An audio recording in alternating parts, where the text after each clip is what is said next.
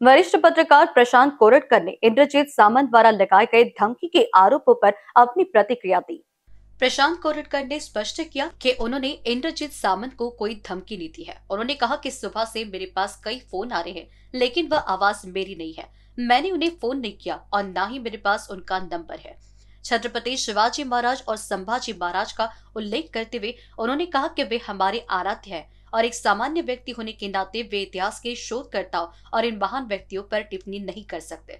उन्होंने बताया कि उन्होंने इंद्रजीत सामंत की पोस्ट नहीं पढ़ी है, लेकिन उन्हें लगातार फोन आ रहे हैं। उनका कहना है कि इस मामले को जातिगत रंग देने की कोशिश की जा रही है। प्रशांत कोरटकर ने नागपुर पुलिस आयुक्त और राज्य साइबर प्रमुख से अनुरोध किया है कि इस शरारत के पीछे कौन है, इसकी जांच की जाए। उन्होंने आगे बताया कि सुबह से उन्हें सैकड़ों धमकी भरे कॉल आ रहे हैं और उन्हें आरोप लगाया कि इंद्रजीत सामंत जैसे वरिष्ठ व्यक्ति ने बिना किसी जांच, चर्चा या कॉल किए सीधे सोशल मीडिया पर पोस्ट डाल दी, जिससे उन्हें परेशानी हो रही है। कोरटकर ने यह भी कहा कि वे अपने सामाजिक जीवन में उन्होंने कभी किसी जाति का उल्लेख नहीं किया है। उन्होंने ये स्पष्ट किया कि कहीं भी यह प्रमाण नहीं मिलेगा कि उन्होंने मुख्यमंत्री के नाम का इस्तेमाल किया हो। एनबीसी न्यूज के लिए रेशमा राठौड़ की रिपोर्ट। म्हणजे समजून जा तुम्ही काय करायचं आता. म्हणजे काय ठीक आहे. आता मुद्दा असा आहे की तुम्ही ज्या रेफरन्सचा बोलले ना त्याच्यामध्ये संभाजी महाराज काय करत होते हे पण सांगा ना लोकांना. काय करत होते ते पुस्तक तुम्ही ज्याचा रेफरन्स दिला ते बोलले ना तुम्ही. कुठलं हे सांगा ना त्याच्यामध्ये. कुठल्या पुस्तकाचा रेफरन्स दिलाय तुम्ही दिला ना पुस्तकात ज्या विदेशी माणसाचा तुम्ही उल्लेख दिला. कुठल्या साहेब ब्राह्मणांबद्दल एवढं वक्तव्य करू नका. तुम्ही ब्राह्मणांच्या मुख्यमंत्र्यांच्या हक्कात आहे, लक्षात घ्या. म्हणजे काय करणार आहेत मग ते.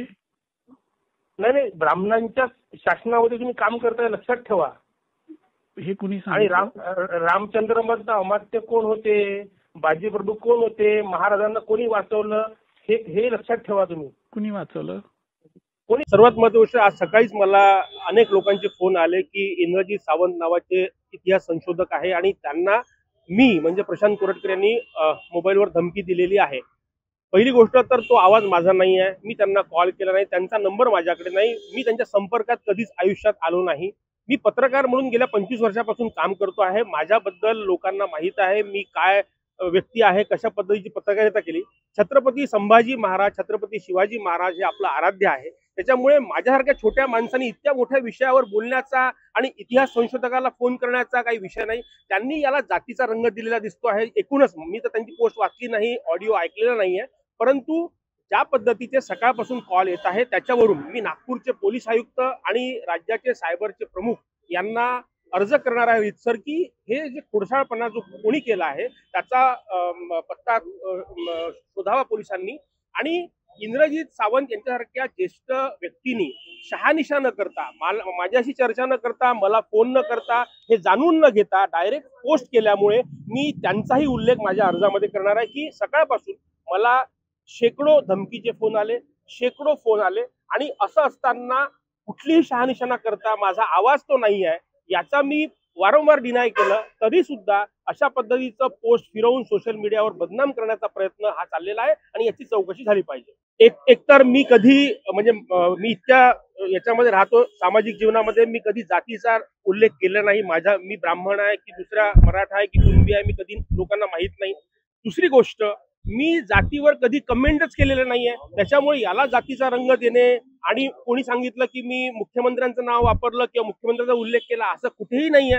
आणि असं असताना राज्याच्या सायबरचे प्रमुख आहेत त्यांनी याची चौकशी करणारच आहे. मी याची तक्रार नागपूरचे पोलीस आयुक्त आणि सायबरचे प्रमुख यांच्याकडे करणार आहे. मात्र जो मनस्ताप त्या सकाळपासून शहानिशा न करता लोकांनी शेकडो फोन मला सकाळपासून केले याच्या बाबत मात्र मी गंभीर तक्रार करणार आहे. कारण याच्यामध्ये जर काही चुकीचं घडलं तर याला पूर्णपणे इंद्रजीत सावंत हे जबाबदार राहतील. पहा, कोरटकर नाव तुम्ही गुगलवर सर्च केलं तर प्रचंड खूप मोठ्या प्रमाणात आहे. प्रशांत कोरटकर नावाचे व्यक्ती पण खूप आहे. आता मुद्दा असा आहे की त्यांनी माझाच उल्लेख केला, माझाच ऑडिओ टाकला, याच्या मागचं कारण माहित नाही. कारण की आमच्या फॅमिलीमध्ये 2-3 लोक मीडियामध्ये आहेत, चांगल्या प्रॉमिनंट याच्यात काम करतात. त्याच्यामुळे त्यांना या सगळ्या छावा सिनेमानंतर स्वतः पोट्रे करून घ्यायची सवय लागलेली आहे असं मला वाटतंय. हे पूर्णपणे फेक आहे. याच्यामध्ये सातत्य असण्याचं म्हणजे खरं असण्याचं कारणच नाही. जर तसं असतं तर मी आतापर्यंत जे मुद्दे उचललेले आहे, पत्रकार म्हणून उचललेले आहे, माहूर देवस्थानाचा उचलला होता, मी माझ्या सोशल मीडियावर बोललेलो आहे. मी काही पर्सनल कधीही कोणाला फोन केला नाही आणि पर्सनल फोन करण्याचा प्रश्नच नाही, कारण इंद्रजित सावंत हे विदर्भातले, नागपूरचे नाही आहे, ते कोल्हापूरचे, त्यांचा माझा संपर्क नाही. असं असताना केवळ नुसते आरोप करायचे हे अतिशय चुकीचं आहे. एनबीसी न्यूज के लिए रेशमा राठौड़ की रिपोर्ट।